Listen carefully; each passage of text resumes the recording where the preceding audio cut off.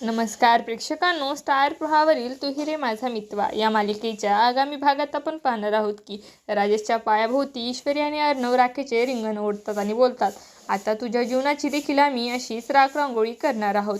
आतापर्यंत तू माणसाशी चुकीचा वागत होतास, परंतु तू देवाशी देखील वागला आहेस.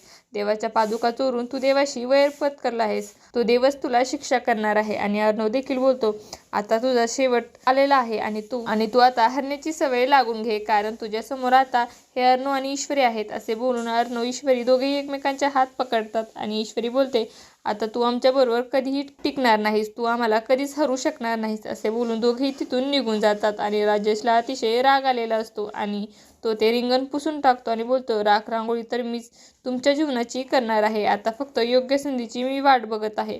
हा राजेश तुम्हाला जीवनातून उठवल्याशिवाय स्वस्थ बसणार नाही. आता येणाऱ्या भागामध्ये अर्णव आणि ईश्वरी कशाप्रकारे राजेशला धडा शिकवणार, त्याचबरोबर राजेश कशाप्रकारे आपल्या अपमानाचा बदला घेणार, हे पाहणं अतिशय रोचक ठरणार आहे. तुम्हाला जर आपला व्हिडिओ आवडला असेल तर चॅनलला लाईक, शेअर आणि सबस्क्राईब करायला विसरू नका. धन्यवाद.